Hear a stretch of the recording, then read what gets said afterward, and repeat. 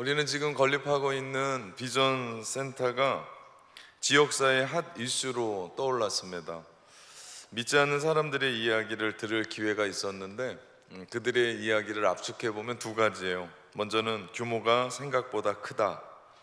처음에 지어질 때는 별거 아니겠지라고 하는데 점점점 올라가는 거예요. 그래서 그 높이가 지금 우리 본 건물보다 비계가 이제 더 높게 세워질 것 같은데 그거에 사람들이 압도를 당했다.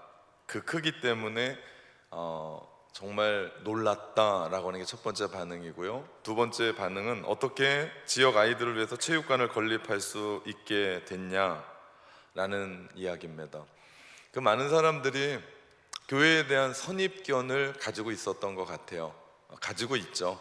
교회는 예배 드리는 곳이고 경건한 곳이고 교회는 교회 다니는 사람들이 가는 곳이라고 이야기하는데, 이번에 우리 교회가 지역사회 어린이들을 위해서, 아이들을 위해서 체육관 짓는다는 것에 대해서 놀랐을 뿐만 아니라 비전센터를 통해서 믿지 않는 지역에 있는 사람들의 인식이 새롭게 됐다라는 것입니다. 저는 이게 얼마나 감사한지 몰라요.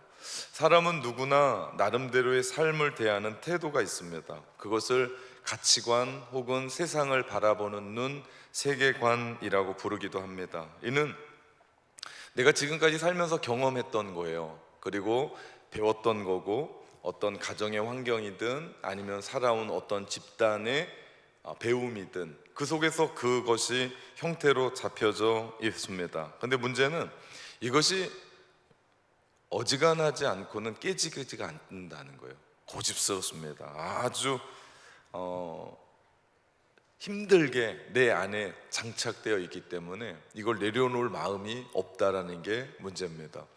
2006년에 나온 책인데요, 엘빈 토플러의 부의 미래라는 책에 이런 글이 있어요. 변화의 속도를 얘기하면서 이윤에 추구하는 기업은 시속 100마일로 달린답니다. 이것이 최고의 속도예요.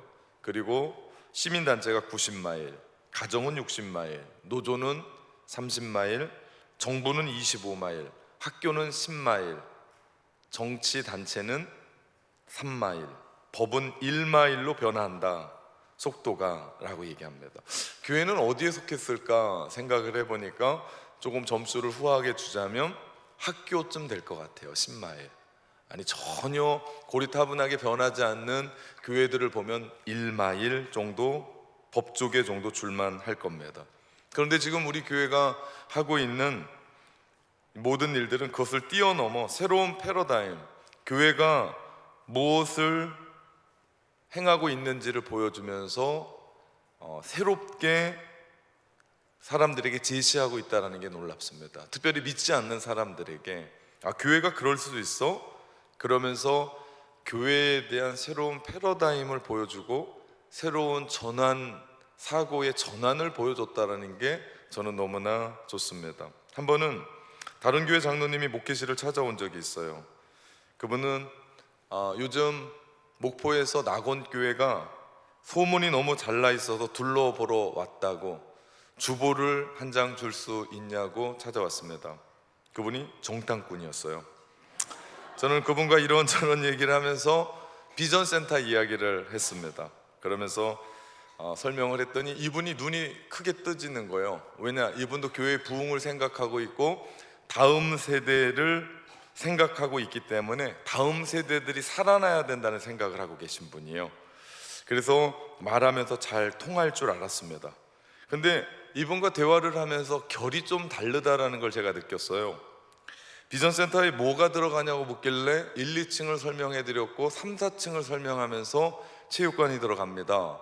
그랬더니 이분이 두 가지 질문을 저한테 했습니다. 첫째는 체육관 지려면 돈 많이 들어가는 거 아닙니까? 제가 웃으면서 비전센터가 원래 많이 들어갑니다, 제가 얘기를 했어요.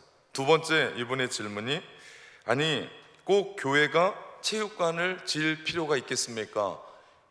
연동초등학교 체육관을 한 번 빌려서 놀면 되지요, 저한테 얘기하는 거예요. 이분이 누구시라고요?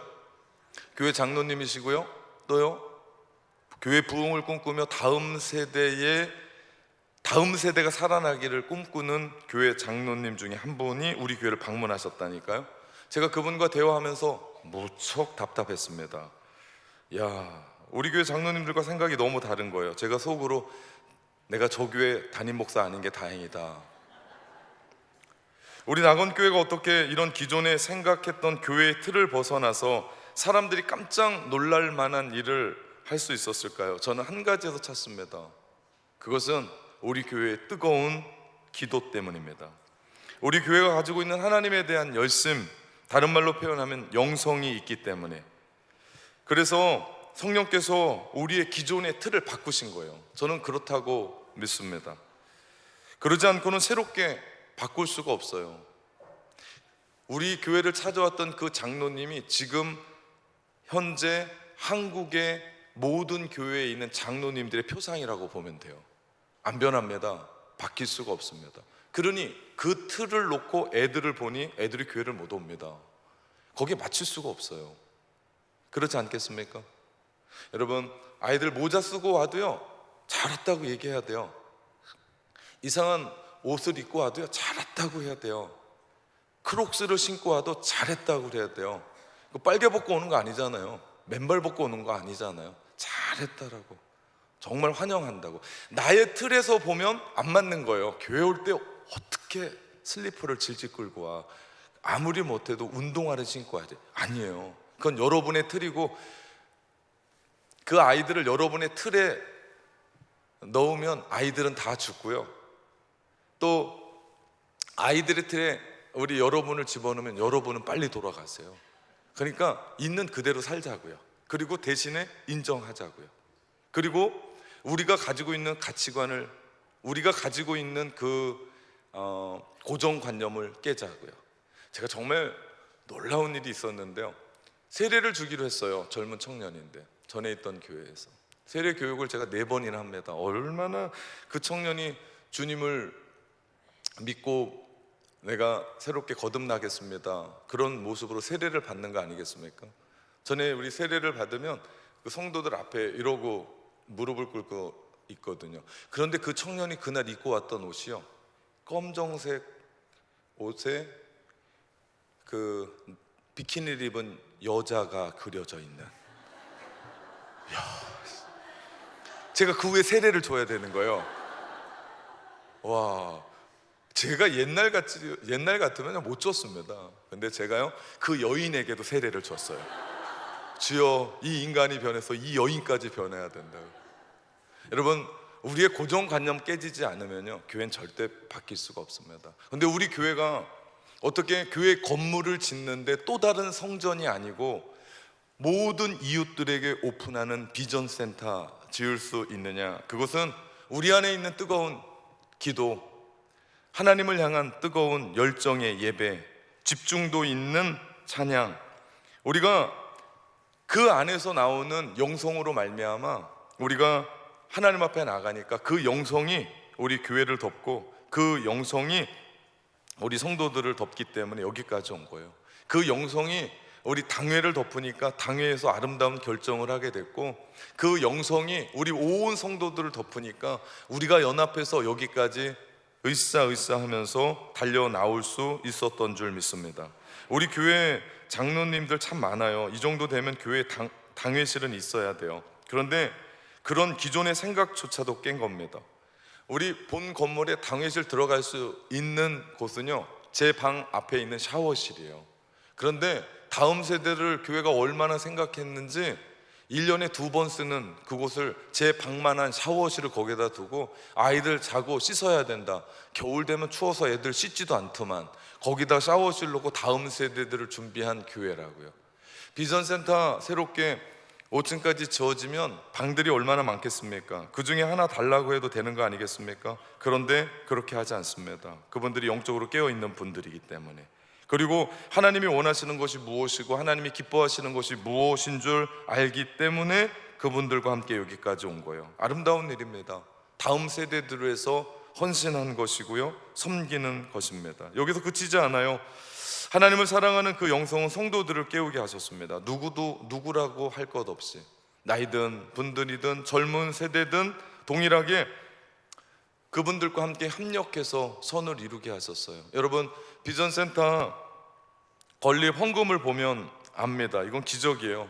우리 지난주까지요, 우리 교회에 비전센터 헌금이 15억 5천만 원이 들어왔어요.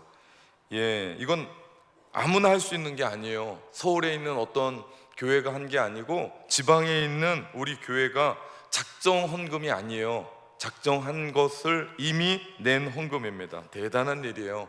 나이 드신 권사님들, 어르신들 벌이가 없기에 힘들어요. 쉽지도 않습니다. 자식들이 주는 용돈 모아가지고 헌금하세요. 일하시는 분들도 보면요, 나이 드신 분들 참 어려운 일 하시는 걸 봅니다. 그런데도 그분들이 내 생애 마지막이 될 텐데 하시면서 그분들이 아이들을 위해서 한 평 값을 헌금하고 작정하시고 냅니다. 사실 그분들 그렇게 하지 않으셔도 돼요. 왜? 하나님이 그들의 마음 다 아시거든요. 이미 다 받으셨거든요. 그런데도 그분들이 그렇게 일을 하세요. 왜? 하나님을 사랑하니까. 하나님의 교회, 내 교회라고 말씀하셨던 교회 너무나 사랑하니까 내가 사랑하는 주님께 그렇게 헌금하는 겁니다. 우리 교회가 이런 교회예요. 그리고 자부심이 있는 교회고 정말 좋은 교회입니다. 젊은 사람들도 마찬가지예요. 요즘 젊은 사람들 헌신하지 않습니다. 자기 차 바꾸고요, 자기 옷 바꾸고요, 자기 스펙에 쓰지 절대 다른 데 쓰지 않습니다. 그런데 그들이 기꺼이 주님께 헌신하고 이 세대를 본받지 않고 역행하면서 하나님 사랑하면서 그 일들을 해요. 요즘 사람들이 다 이기적이고 개인적이거든요. 특별히 결혼하지 않는 청년들을 보면 결혼 자금 준비해야 되잖아요. 그런데 비전센터를 위해서 그들이 헌신하며 하나님께 나갑니다. 하나님께 귀한 것 드리며 나가요. 이거 누가 시켜서 그렇습니까? 제가 설교하면서 비전센터 지으면서 헌금하라고 하는 설교 들어본 적 있습니까? 물론 넷이라고 얘기는 했는데 제가 그렇게 강조는 하지 않습니다. 이게 기적이에요. 이건 누가 하라고 한 게 아니에요. 왜 이렇게 합니까? 그들 안에 하나님을 뜨겁게 사랑하는 영성이 그들 마음 가운데 있는 거예요. 나이 드신 분이든 우리 젊은 세대든 우리 장년이든 우리 교회에 갓 등록한 분들이요, 헌금한 숫자가 보통이 아니에요. 그분들은 우리 교회 비전센터 발대식 할 때 없었던 분들이에요. 그렇게까지 하지 않으셔도 돼요. 그런데 그분들이 느지막이 우리 교회에 등록해서 다음 세대들을 위해서, 이 지역사회를 위해서, 전도를 위해서 비전센터 짓는다고 하니까 자기의 종잣돈을 깨는 거예요. 누가 하라고 한 것도 아니에요. 제가 신방 가서 그렇게 하라고 한 것도 아닙니다. 그런데 하나님을 사랑하는 마음이 있으니까 그 일들을 그렇게 해 나가더라. 저는 비전센터도 그렇지만 지금 그런 저력들이 세상 사람들조차도, 특별히 믿지 않는 사람들조차도 교회가 좋은 일 하고 있고, 이건 현수막 한 장 붙여놓은 거 보고 사람들이 하는 거예요. 낙원교회가 비전센터를 짓고 있습니다. 그러면서 지역 아이들을 위해서 체육관을 짓고 있습니다. 이런 이야기 한 구절이 그들의 마음을 바꿨고, 그들이 가지고 있었던 교회라고 하는 그 생각들을 조금씩 바꾸어 가고, 그들의 마음을 열고 그들이 교회에 올 수 있는 역할을 하게 하더라. 그래서 그런지 요즘 목요일 교회 앞 전도 나가면요, 낙원교회에서 나왔습니다 그럼 너무나 기뻐하세요. 뭐 준 것도 없는데 기뻐하세요. 요즘 옆에도 건물 짓고 있던데요, 정말 수고 많으시던데요, 거기에 뭐가 들어가죠? 이렇게 물어보기도 하고 애쓴다라고 얘기합니다. 저는 이것이 너무 좋아요. 건물을 짓는 것도 뭐 그렇지만 주변에 있는 사람들이 어떤 생각을 가지고 우리를 대하느냐, 이건 너무나 중요한 부분입니다. 빌 게이츠의 생각의 속도라는 책이 있어요. 이 책에서 이런 말을 합니다. 사고의 전환이 미래를 지배할 수 있다. 우리 생각이 깨지지 않고 고정관념이 빼지지 않잖아요. 우리 미래는 없습니다. 우리가 다음 세대들을 품고 어린 아이들을 품고 그들을 우리 가슴 속에 넣으려면요, 우리의 생각이라는 게 깨져야 돼요. 고정관념이 깨져야 돼요. 내가 가지고 있었던 세상을 바라보는 틀이라고 하는 그 틀을 깨야 돼요. 내가 가지고 있는 생각을 바꿔야 돼요. 지금까지는 내가 가지고 있는 이 생각의 틀에, 이 프레임에 하나님을 집어넣었거든요. 그러니 다 잘라버렸어야 돼요. 그게 아니고 온 우주에 가득 찬 그 하나님에게 내가 뛰어 들어가는 거예요. 그래서 모든 것들을 우리가 용납하고 볼 수 있고, 예전에는 나는 파란색만 좋아했거든요. 그런데 난 이제 빨간색도 좋아할 수 있고, 내가 이제는 자주색도 좋아할 수 있고, 이제는 녹색도 좋아할 수 있는 그런 패러다임의 전환이 우리 가운데 필요하다. 그러면서 이 책은 또 이런 얘기합니다. 현대는 인류에 헌신하는 상생의 공동체 의식이 필요하다고 얘기합니다. 오늘날은요, 함께 살아야 돼요. 우리 교회가 용당동에 있어요. 그럼 용당동과 함께 살아야 돼요. 용당동 마을 사람들과 함께 살아야 돼요. 목포 사람들과 함께 살아야 돼요. 동떨어져 있으면 안 돼요. 함께 들어가서 어떻게 해야 된다고요? 함께 상생해야 된다. 함께 살아야 된다. 이 책은 기독교 책이 아니에요. 일반 서적입니다. 그런데도 귀한 신앙의 아이디어를 찾을 수 있습니다. 교회가 미래를 주도하기 위해서는 사고의 전환이 일어나야 돼요. 옛날과 똑같이 가면 끝입니다. 과거는 과거일 뿐이에요. 지나갔습니다. 우리가 전하려고 하는 복음은 변하지 않아요. 주 예수 그리스도께서 우리의 죄를 지고 십자가에 죽으셨습니다. 그분을 믿는 자는 누구든지 무슨 일을 했든지, 남자든 여자든 부자든 가난하든 그가 주인이든 종이든 누구든지 그분을 믿는 모든 자는 구원을 받게 되는 줄 믿습니다. 이 복음은 변하지 않아요. 그런데 이 복음을 쌓고 있는 현 시대, AI 시대, 정보통신의 시대, 과학 문명의 시대, 달나라까지 가는 이 시대가 달라지고 있기 때문에 변하지 않는 이 복음을 전하기 위해서는 우리가 바뀌어야 돼요. 우리 생각이 깨져야 돼요. 우리의 고집스러웠던 고정관념이 깨지지 않으면 우리는 그들과 함께 할 수 없게 됩니다. 그러기 위해서 우리가 변화를 맛보아야 되는데, 그렇게 변화를 맛볼 때 우리의 미래는 열립니다. 그리고 그들과 함께 살게 되는 줄 믿습니다. 모든 교회가 살아야 돼요. 우리 주변, 우리 옆에 있는 교회들도요, 잘 돼야 돼요. 우리 교회만 쏠림 현상이 있으면 우리도 힘들어져요. 그 교회 망하면. 같이 가야 됩니다. 그렇기 때문에 우리가 이제는 함께 가려고, 함께 살려고 이 일들을 합니다. 우리 비전센터거든요. 다른 교회 청소년들이 체육대회 하겠다면 제가 빌려준다니까요. 이 옆에 근화 어린이집 체육대회 한다면 빌려준다니까요. 예, 그래서 그 어린이들이 들어올 때 뭘 보겠어요? 낙원교회 볼 거 아니에요. 그럼 교회는 낙원교회밖에 없는 줄 알잖아요. 그러지 않겠습니까? 우리 어렸을 때 초등학교 앞에 면도나는 도르코, 전 아직도 도르코 쓰고 있다니까요. 여러분, 우리 안에 우리가 가지고 있는 이 생각들을 조금만 깨면 교회의 전도의 문이 열리고 하나님이 하시는 놀라운 일들이 우리 가운데 있게 되는 줄 믿습니다. 사실 용당동에 교회 다니지 않고 담배 피고 술 먹고 예수님을 모르고 교회 다니다 멈춘 사람들이 모두가 다 우리의 복음의 고객들 아닙니까? 오늘 그분들 초대하는 날 아니에요? 고객들, 그죠? 우리가 복음을 돈 주고 팔진 않지만 복음을 전하면서 그 고객들을 함께 모시고 오는 날, 이 날이 새생명 축제고 오늘은 6.23 새생명 축제의 날입니다. 제가 신방 가다가 보면, 이 용당동 구석구석을 가다 보면 그 조그만 자판에 아저씨들이 끝날 때쯤 이렇게 술을 먹고 집에 돌아가시는 분들을 봐요.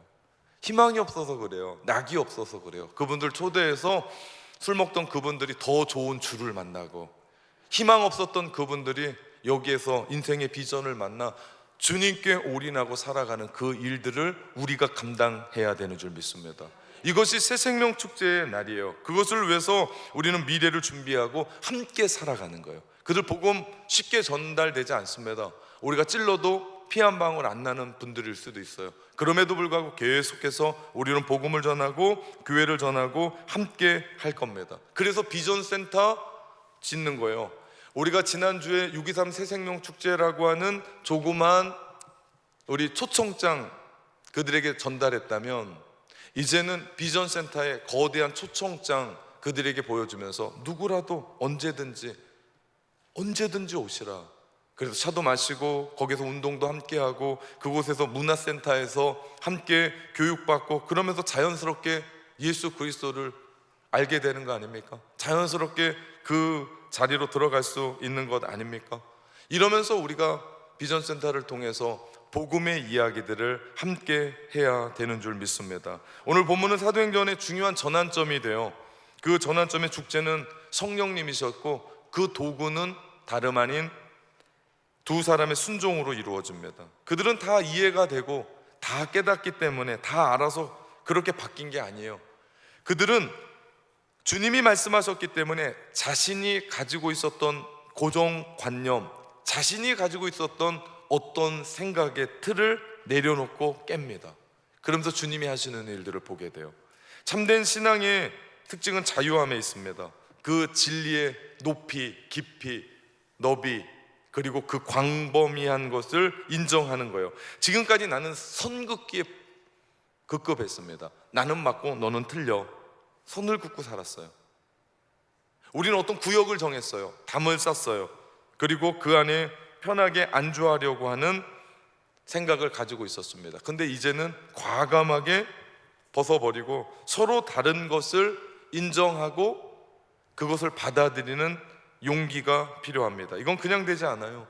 이것은 사도행전 전체를 이끌어가는 사도행전 1장 8절 오직 성령이 너희에게 임하시면 너희가 권능을 받고, 성령이 우리 가운데 능력으로 임했을 때 우리의 성령님은 진리의 영이시기 때문에 말씀 들은 그 진리로 말미암아 우리에게 새로운 영안을 뜨게 하고 생각을 뜨게 하고 우리의 가치관을 바꾸게 하고 우리의 삶을 열어놓죠. 여러분, 우리가 예수님 믿는다라고 하는 부분들을 가만히 보면요, 나의 것들을 고집스럽게 붙잡았으면 십자가 못 붙잡습니다. 내가 옳다라고 생각하며 달려나가는 것 붙잡고 있었으면 예수 그리스도가 나를 위해 십자가에 죽으셨다는 걸 받아들일 수가 없어요. 그런데 성령의 은혜로 말미암아 내가 신앙생활 해 나가고 누군가의 초청으로 이 자리에 와서 앉아서 가만히 생각해 보니까 내가 너무나 큰 죄인인 거예요. 여러분, 이거 인정하지 않고는 십자가가 우리 가운데 아무런 의미가 없어요. 내가 누구인지에 대한 인식 없이는 예수 그리스도가 우리 안에 들어오셔서 구주가 되고 구세주가 되고 메시아가 되고 이런 일은 없습니다. 다시 말하면 우리가 신앙인으로 구원받은 하나님의 사람으로 살아가기 위해서는요, 우리가 가지고 있었던 기존의 생각의 틀, 고정관념의 틀을 깬 분들이 여러분이에요. 그렇기 때문에 신앙생활하기 시작했고 그렇기 때문에 교회에 오기 시작한 거예요. 만약에 그거 깨지 못했으면 이 자리에 있을 수 있는 사람은 아무도 없습니다. 거기에서 멈추지 말자고요.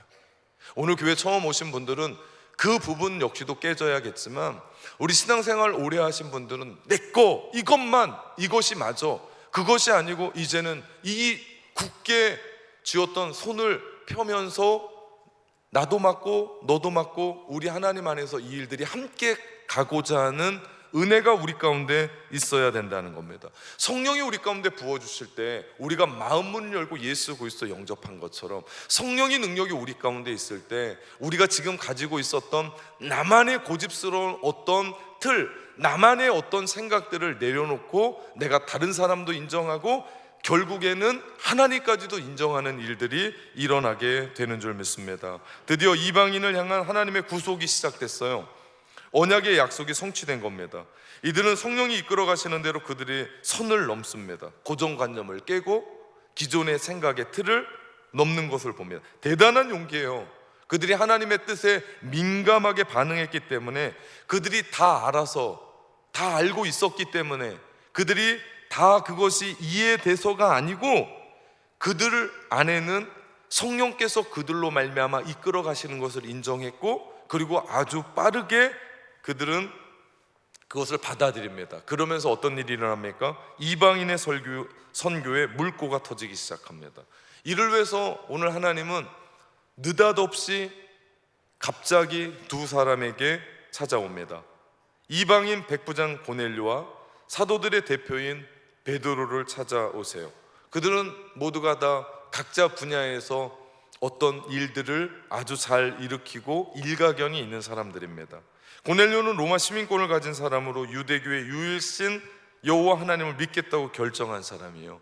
그는 로마의 엘리트 백부장의 자리에 있는 사람입니다. 아무나 그 로마의 그 전쟁은 100명의 한 사람으로 100명 단위로 전쟁이 이루어져 가요. 그리고 100명의 수장은 백부장이었고 이 사람은 로마가 인정한 엘리트였습니다. 로마의 정치 구조가 어떻게 되냐면, 그렇게 전쟁에서 어떤 공을 세우잖아요. 그럼 정치권으로 넘어가고, 정치권으로 올라가면 이제는 원로원으로 올라가고, 이 순서를 받고 있는 한 사람이에요. 그런데 지배국에서 피지배국으로 들어갔는데 이스라엘 하나님을 믿게 된 거예요. 우리로 말하면 일제 36년에 압박이 있었거든요. 그때 일본의 장교가 우리나라에 와서 우리나라의 신을 믿게 된 거예요. 여러분, 정말 이건 파격 중에 파격입니다. 아마 다른 것은 몰라도 고넬료는 이런 변화를 로마 당국이 알았다면 그는 군인으로서 더 이상 진급은 안 됐을 겁니다. 더 이상 그는 사회적으로 진출은 어려웠을 겁니다. 아마 그는 하나님을 알고 나서 그것까지도 감수한 것이 아닐까 생각합니다. 아니면 하나님을 알고 나니까 그 모든 것이 부질없다라고 생각했을지도 모릅니다. 우리 교회 장로님 중에도 교회를 너무나 사랑한 나머지 진급을 포기하고 교회 사랑하고 하나님을 사랑하는 분들이 계세요. 참으로 놀라운 결정인데요, 그분들을 볼 때마다 제가 참으로 존경스럽기까지 합니다.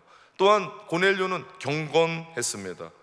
많은 기도와 함께 드리는 기도를 표현하게 됐고, 그것이 가족들에게 인정받게 됐고, 친구들에게 인정받게 됐고, 종까지도 그를 인정하기에 이르릅니다. 그래서 베드로가 가이사라에 있는 고넬료의 집에 모여 갔을 때 그 모든 사람들이 다 모여 있었던 것을 봅니다. 또한 고넬료는 구제를 통해서 남에게 베풀고 나누는 삶을 살아냈던 사람입니다.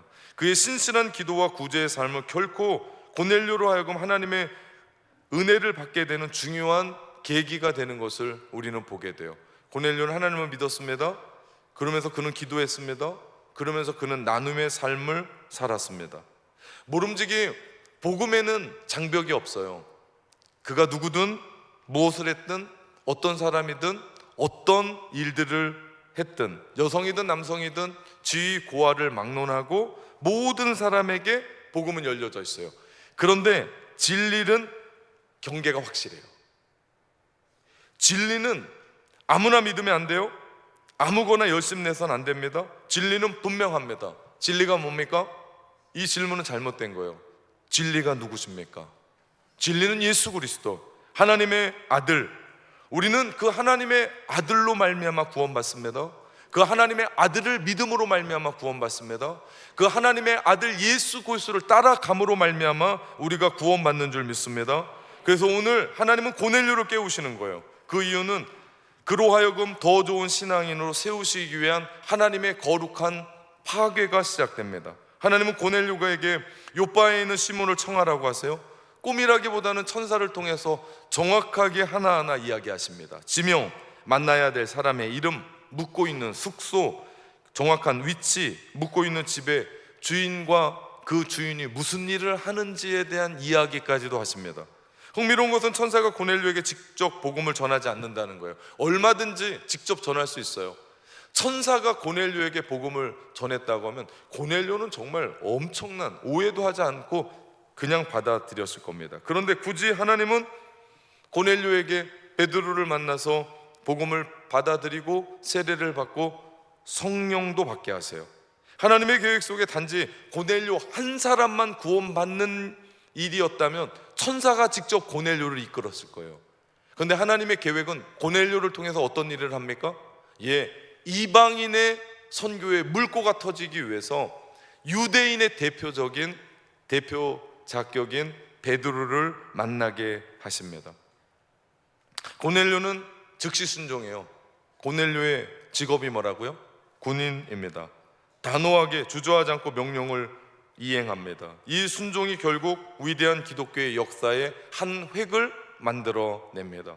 예루살렘 교회의 가장 주도적인 지도자였던 사람 베드로, 그는 12사도의 대표입니다.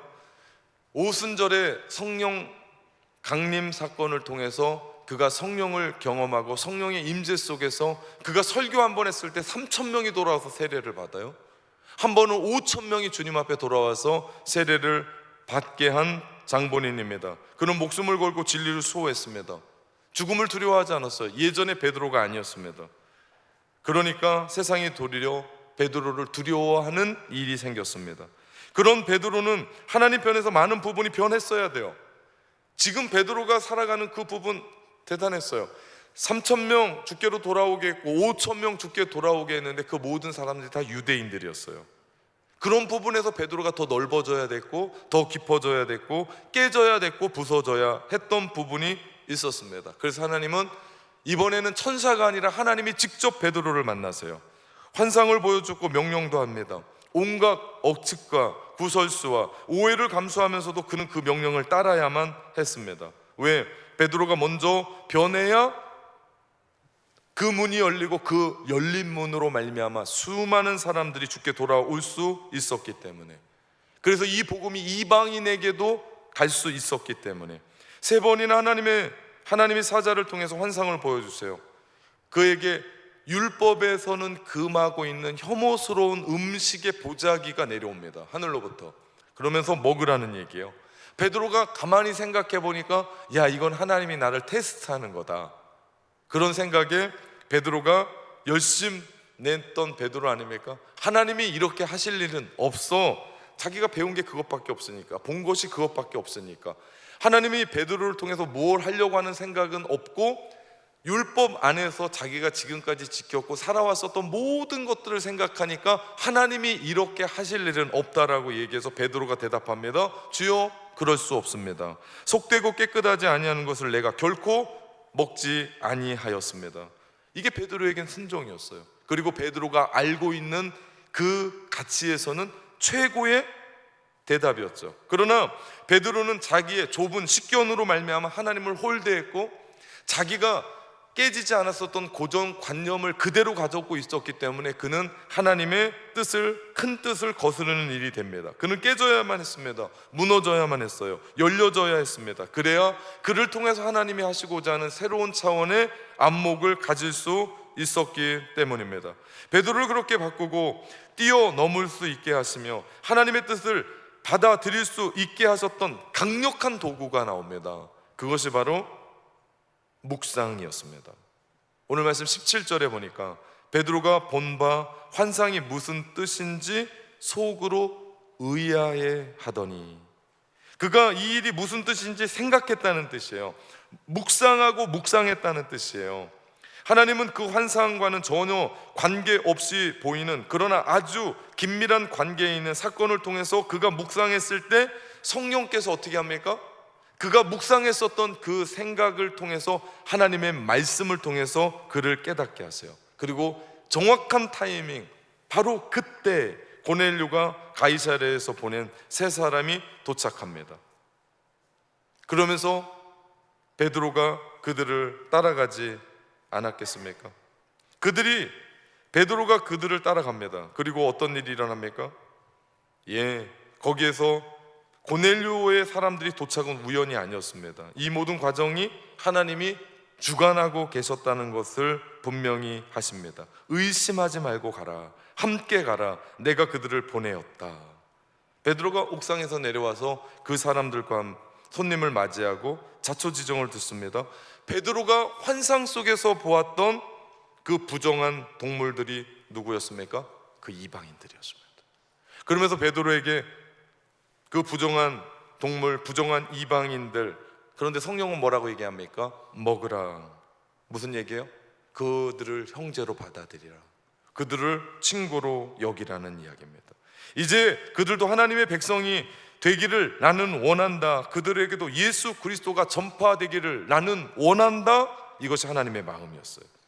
고넬료가 있는 가이사랴로 내려가는 성령의 말씀도 다름 아니라 부정한 동물들을 먹으라는 말씀과 동일했어요. 이방인 고넬료가 자기 집에 베드로를 오라고 얘기합니다. 천사가 명했다고 얘기해요. 하나님의 말씀을 듣겠으니 와달라고 초청한 겁니다. 이것이 복음의 역사요, 교회의 역사에 대전환을 일으키는 일입니다. 베드로가 만약에 거기서 깨지지 않았다면, 고넬료가 내가 식민지에 그 여호와 하나님을 받아들였는데 거기까지만 있었으면 이런 일은 있을 수가 없습니다. 우리에게도 고넬료의 집으로 내려가라는 까다로운 성령의 요구를 받을 때가 있습니다. 내 생각은 아닌데, 내가 지금까지 배워왔고 신앙생활 해왔고 내가 살아왔던 노하우, 내가 지금까지 신앙생활 몇 년 하셨습니까?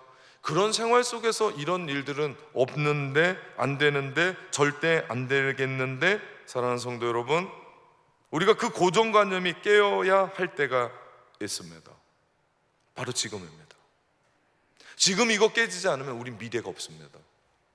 여러분이 그 고정관념을 깼기 때문에 비전센터가 있는 거고요, 여러분이 그 고정관념을 깼기 때문에 여러분이 이 자리에 있는 거예요. 근데 하나님은 거기에 멈추지 말라고 얘기하세요. 계속해서 말씀과 성령의 능력으로 말미암아 우리 가운데 계속해서 말씀 주시고 눈물을 주시고 우리 가운데 감동을 주시는 이유는 내가 변해야 된다는 거예요. 지금도 잘하고 있는데 거기서 멈추지 말고 내가 더 변해야 된다는 거예요. 왜 그렇습니까? 하나님의 큰 뜻을 이해하고 하나님의 큰 뜻을 살아가는 데 있어서 너에게 꼭 필요하다는 말씀입니다. 베드로가 믿을 것은 오직 하나, 그것이 하나님의 분명한 명령이라는 것뿐이 없었습니다. 이해는 되지 않았어요. 이것이 무엇인지도 몰랐습니다. 여러분, 지금 베드로가 지금 얼마나 어려운 결정을 하고 있는 줄 아십니까? 잘못하면 베드로 뭐가 되는 거예요? 이단 되는 거예요. 예루살렘에서 완전히 매장되는 거예요. 왜? 자기한테만 보여줬거든요. 12사도가 다 있는데 성령이 나타나셔서 혹은 하나님이 이 일들을 명령한 게 아니라 자기한테만 주신 거거든요. 그럼에도 불구하고 어떻게 합니까? 베드로가 갑니다.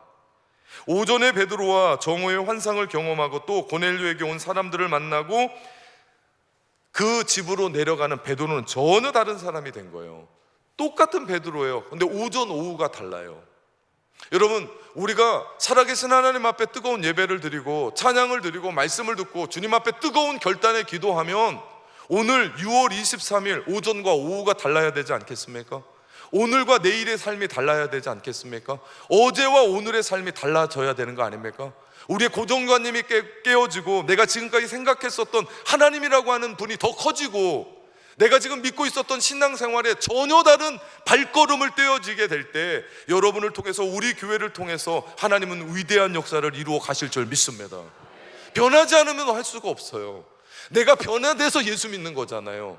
변화돼서 내가 신앙을 끌어안고 지금 살아가는 거잖아요. 제가 밥 먹겠다고 여기서 목회하는 거 아닙니다. 날마다 변화돼서, 그래서 우리가 특별한 새벽 40일 깨운 거 아닙니까? 그래서 우리가 하나님 앞에 6.23 새생명 축제하자는 거고, 그래서 우리가 비전센터 짓자는 거 아닙니까?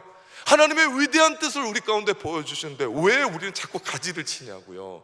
왜 우리는 내가 지금까지 믿었고 지금까지 들어왔었던 그 테두리에 크지도 않는 프레임에 하나님을 집어넣고 하나님의 뜻을 집어넣고 모든 걸 다 자르니까 보이지도 않고 선명하지도 않고 이게 뭔지도 모르는데, 그러지 말고 그거 벗어버리고 내가 좋아했었던 빨간색 벗어버리고 이제는 이 우주 만물 속에 들어가 있는 하나님 안에 내가 들어가서 하나님이 우리 가운데 가슴 벅차게 주신 예배 가운데 감격, 찬양 가운데 주시는 은혜, 기도 가운데 주시는 눈물, 그거 붙잡고 우리가 일어서야 되는 줄 믿습니다. 이게 희망이에요. 만약에 우리가 이거 깨지 못하잖아요, 우리 교회는 이만큼 하다가 끝날 겁니다. 우리가 이거 깨지지 못하잖아요, 그러면 여러분의 신앙도요 그만큼 하다가 옛날이요 그때 그 만나 좋았었지, 그때 내가 기도했었지, 내가 그때 전도해봤는데 이러고 끝날 겁니다. 그러나 우리의 고정관념을 깨고 우리의 생각들을 깨고 우리가 지금까지 하나님께 받았던 노하우들을 깨어 부서질 때 비로소 하나님이 우리 가운데 주시는 선명한 비전, 하나님의 위대한 역사를 우리가 써가게 될 줄 믿습니다. 하나님의 계시로 고넬료가 베드로를 만나요. 이방인이면서 하나님을 믿는 그 한 사람이 얼마나 베드로가 위대했겠습니까? 그가 무릎을 꿇습니다. 그때 베드로가요 정말 놀라운 일들을 합니다. 26절에 베드로가 일으켜 이르되 일어나라, 나도 사람이다. 베드로의 겸손을 얘기하자는 게 아니에요. 여러분, 유대인은 이방인을 만지지 않습니다. 그들이 뭐라고요? 혐오한 짐승이라니까요. 유대인은 이방인을 만지지 않아요. 그래서 시장에 갔다 오면 유대인들은 손을 깨끗이 씻습니다. 왜냐하면 위생이 아니에요. 어떤 물건을 사려고 하는데 이방인이 혹시 만졌다가 놓았으면 그거 내가 만지면 어떻게 할까라는 것에 손을 씻어요. 그런데 지금 베드로는 이방인 고넬료를 붙잡아서 일으켜 세웁니다. 더 놀랍게도 베드로를 향한 그 고넬료의 환대를 거절하고 있는 베드로, 천사가 얘기한 거예요. 하나님이 직접 얘기한 거예요. 그러면 고넬료가 무릎 꿇을 때 그렇게 받을 수가 있어요. 그런데 절대 그렇게 하지 않습니다. 무슨 얘기입니까? 당신은 나의 친구요, 당신은 나의 형제요. 베드로의 모든 관습과 인습을 깨트리는 겁니다. 우리도 마찬가지입니다. 우리가 이렇게 열심 내며 특별한 새벽 40일을 깨워 왔습니다. 기도하며 왔습니다. 왜 한 영혼에 대한 영혼을 품게 하고 40일 동안 누군가 한 사람을 품으며 기도해 본 적이 있습니까? 내가 누군가를 생각할 때는요, 40일 모르겠습니다. 그것도 새벽에 그 한 영혼을 향해서 하나님 살려달라고, 그 영혼 구원해달라고. 여러분, 이런 적이 있습니까? 초대하고, 우리가 불법 도박장을 만들어서 여기 오라고 얘기하는 겁니까? 아니잖아요. 영원한 생명을 이야기하고, 이곳에 참된 기쁨이 있고 평안이 있고 행복이 있다. 근데 잘 모르기 때문에 우리가 그렇게 전하면 되려 우리들과 오해를 사기도 하고 미움을 받기도 함에도 불구하고 우리는 왜 합니까? 우리가 그 안에서 진정한 기쁨을 갖고 있고, 우리가 이 안에서 영원한 생명을 누리고 있고 세상이 줄 수 없는 평안을 누리고 있기 때문에 그들 초대하면서 함께 하는 것 아닙니까? 우린 조그만 초대장으로 6.23 새생명 축제 전도했다면 이제 비전센터의 거대한 초대장으로 이제 사람들을 초대하는 거 아닙니까? 하나님이 우리를 이 일에 동참시키는 거 아닙니까? 근데 우린 다 잘 모릅니다. 뭔가 잡힐 것 같은데 다 모릅니다. 그러나 우리가 하나님의 말씀에 순종하며 나갑니다. 그렇게 나갈 때 알게 될 거고, 다 지어보면 이게 뭔지 알게 될 거고, 해보면 그것이 무엇인지 알게 될 줄 믿습니다. 말씀을 듣고 생각하고 묵상하다 보면 말씀을 통해 역사하시는 성령님을 깨닫게 될 것이고, 이 비전센터가 다 건립되어지면 왜 우리로 하여금 이거 그렇게 하라고 했는지에 대한 진면목을 보게 될 줄 믿습니다.